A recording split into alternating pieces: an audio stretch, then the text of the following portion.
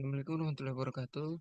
Perkenalkan, nama saya Laude Muhammad Aditya Sabara dengan NIM R1C123042 dari jurusan Teknik Geologi Universitas Haloleo. Pada kesempatan kali ini saya akan memaparkan sedikit materi tentang eksplorasi dan eksploitasi batubara yang ada di Indonesia. Oke, pertama-tama kita harus mengetahui apa itu batubara. Batubara adalah batuan sedimen yang terbentuk dari sisa-sisa tumbuhan yang telah mati dan mengalami proses pembusukan serta pemadatan dalam kondisi bebas oksigen selama jutaan tahun. Pada proses pembentukan, sisa tumbuhan yang terakumulasi di rawa-rawa atau gambut tertekan oleh lapisan sedimen di atasnya kemudian mengalami panas dan tekanan tinggi. Jenis batubara terdiri dari berbagai tingkatan, mulai dari lignit atau batubara muda, subbituminus, bituminus, hingga antrasit yang paling keras dan berkadar karbon lebih tinggi. Kemudian selanjutnya potensi batubara di Indonesia.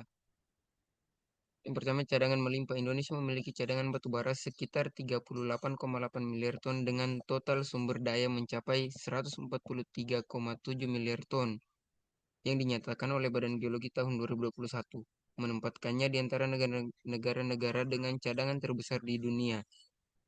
Kemudian lokasi strategis. Provinsi penghasil utama meliputi Kalimantan Timur, Sulawesi Selatan, dan Kalimantan Selatan, yang sebagian besar berlokasi dekat dengan jalur pelayaran internasional. Kemudian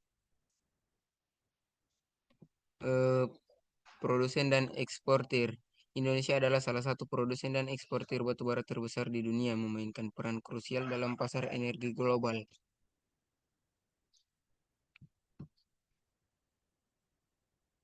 Selanjutnya, tahapan eksplorasi batubara. Yang pertama itu eksplorasi pendahuluan, di mana tahap awal yang melibatkan survei geologi regional, pemetaan awal, analisis citra satelit, dan prospeksi untuk mengidentifikasi area prospek. Yang kedua, eksplorasi detail, yang dimana pengeboran sumur uji dan pengambilan sampel yang lebih rapat.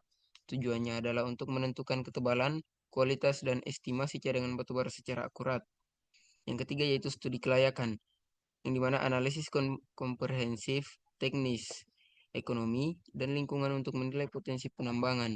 Ini mencakup perencanaan tambang, biaya produksi, dan potensi pasar. Kemudian yaitu alat dan metode eksplorasi. Yang pertama yaitu survei geofisika dan geokimia menggunakan metode seperti seismik dan magnetik untuk memetakan struktur bawah permukaan dan mengidentifikasi anomali yang menunjukkan keberadaan batu bara. Yang kedua, pengeboran inti atau core drilling, yaitu pengambilan sampel inti batuan dan batu bara untuk analisis laboratorium guna mengetahui karakteristik geologi dan kualitas batu bara.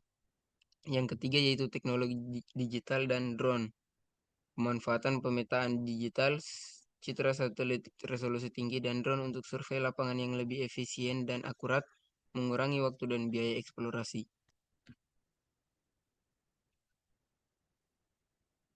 Selanjutnya yaitu proses eksploitasi batubara dari tambang ke pasar. Yang pertama itu penambangan terbuka. Metode dominan di Indonesia dimulai dari pembukaan lahan, pengupasan lapisan tanah overburden atau tanah penutup, dan penggalian batu bara menggunakan alat berat. Yang kedua yaitu pengangkutan batu bara. Batu bara diangkut dari lokasi tambang ke fasilitas pengolahan, pelabuhan atau pembangkit listrik menggunakan truk besar, kereta api atau conveyor belt. Yang terakhir yaitu proses reklamasi dan rehabilitasi. Upaya wajib pasca tambang untuk memulihkan fungsi ekologis lahan, termasuk penataan kembali topografi, penanaman vegetasi, dan pengelolaan air. Selanjutnya yaitu dampak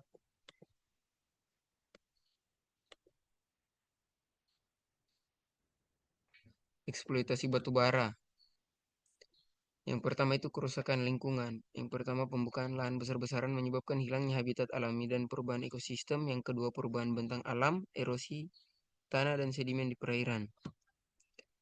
Kemudian polusi udara dan air. Yang pertama itu debu batu bara dan gas buang dari alat berat mencemari udara. Yang kedua, limbah air asam tambang dapat merusak kualitas air sungai dan tanah di sekitarnya. Yang ketiga, tantangan reklamasi, yaitu konsistensi perusahaan dalam melakukan reklamasi dan rehabilitasi lahan masih bervariasi dan memerlukan pengawasan yang ketat. Selanjutnya yaitu studi kasus, yang dimana itu berada di Kalimantan Timur. Pusat Batubara Nasional Kalimantan Timur adalah lokomotif utama industri batubara Indonesia, menyumbang sekitar 33% cadangan nasional dan volume produksi terbesar. Yang kedua yaitu produksi melampaui target. Pada tahun 2022, produksi batubara Kalimantan Timur mencapai 671,75 juta ton, jauh melampaui target nasional. Hal ini menunjukkan kapasitas produksi yang luar biasa. Yang ketiga yaitu integrasi dan diversifikasi. Perusahaan besar di Kalimantan Timur seperti PT Adaro Energi tidak hanya fokus pada eksplorasi dan produksi, tetapi juga mengembangkan energi hijau sebagai bentuk komitmen terhadap keberlanjutan. Kemudian tantangan dan solusi keberlanjutan. Yang pertama itu teknologi batubara bersih.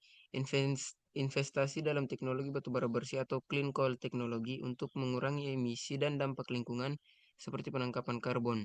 Yang kedua yaitu diversifikasi energi, mengembangkan sumber daya terbarukan seperti surya atau matahari, angin dan air di sekitar area tambang batubara untuk mengurangi ketergantungan dan mendorong transisi energi.